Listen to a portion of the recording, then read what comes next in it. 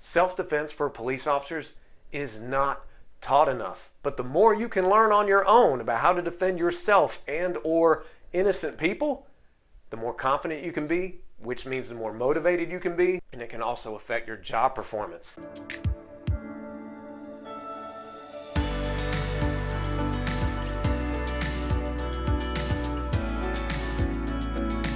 Hi, my name is Scott, and let's talk about self-defense for police officers. It's not taught enough.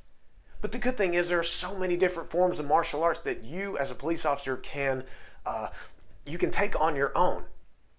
You just can't go to the police academy in the very beginning, basic law enforcement training, the rookie school, whatever you want to call it. You just can't take those techniques they teach you then, not practice them, and expect them to stick with you and be second nature. And when you are up against someone who is combative, what is second nature is going to be what you do. If you're thinking in a fight about what to do next or how to react to something that's been brought upon you, like a punch or a kick, it's too late. The techniques you can learn in martial arts become second nature, and they equip you to handle the situation a lot more dominantly, yet in a safe and professional manner that you have to execute, and you can take control of the situation rather than it getting out of hand. Unfortunately, so many police officers make headlines because the taser didn't work, the pepper spray didn't work, and then they just don't know what to do. The asbaton didn't work, and then they're out of options in their minds when in reality they're really not.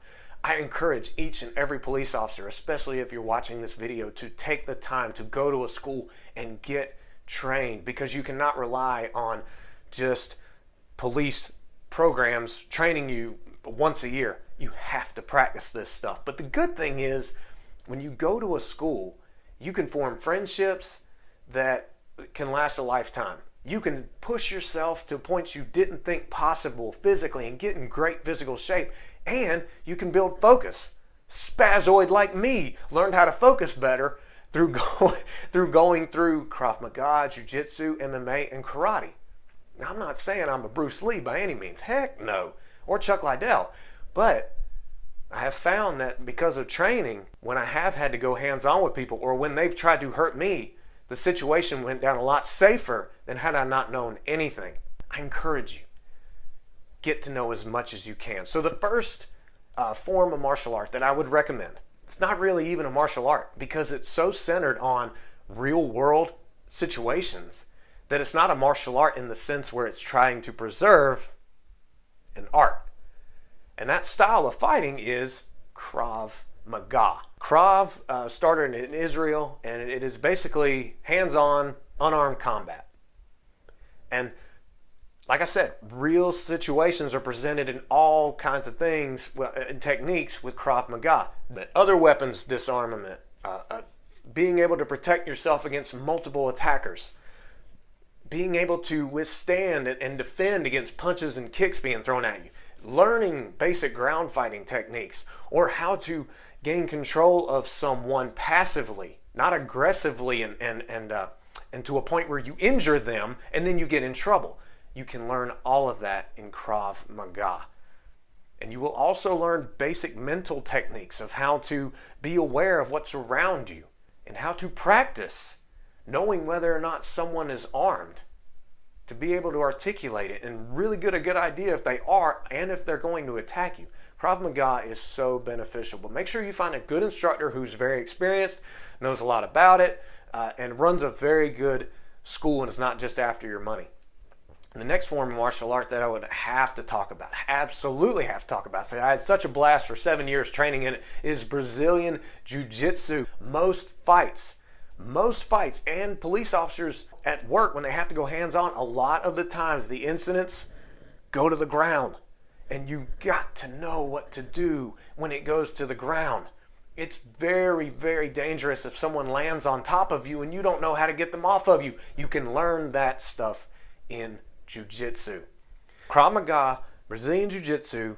The next one I have to say is if there's not a Jiu Jitsu school near you, or if there's not a Krav Maga school near you, maybe there's mixed martial arts. There will be that person who throws a kick at you one day. There will be that person who throws a punch at you. Something. They will throw something at you. If you're in a busy area of any kind, something's going to be thrown at you eventually. I've been kicked. I've been slapped. The thing is, you got to push past that, not be shocked by how it feels, and know what to do next and or counter it when it is thrown at you. And mixed martial arts can be very good for that. Now look, when you tell someone you're under arrest and then they say, nope, you're going to have to make me put my hands behind my back. You just can't punch, you just can't give them an old jab cross combo and then throw a roundhouse kick to follow up. It doesn't work that way.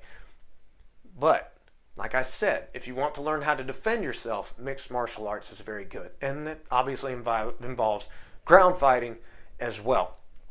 Now, the martial arts of Taekwondo, Karate, Kung Fu, those are really traditional martial arts where, yes, you could apply some techniques in bad situations, but they're really there to maintain the art. And some of the things are not practical at all. What I would also want to say is, when it comes to self-defense teaching, is make sure that if you do something like Jiu Jitsu or MMA, remember those are sports, okay? So they're not going to be as real life centered as Krav Maga is. And you have to be aware when you're training what techniques could get you hurt. Say for instance, you do a technique in Jiu Jitsu where you are exposing your sidearm, the side that you carry your sidearm on, your handgun. What if you do something where you expose that side? That's not good, but you can get in the habit of that through sport martial arts. However, knowing something is better than knowing nothing. And like I said in the very beginning, unfortunately, law enforcement is not taught self-defense techniques enough. There might be agencies out there that really value it and put their officers at that. I don't know of any. If there are, please comment below. Let me know. I would love to look into their kind of training program. But I really encourage you, for the sake of self-defense for police officers, for knowing how to defend yourself, as well as, you know, when you do have to maybe run in and defend a wife or a girlfriend who's being attacked by a guy who's assaulting her, and then he turns around and he's trying to be assaulting towards you. You want to know what to do.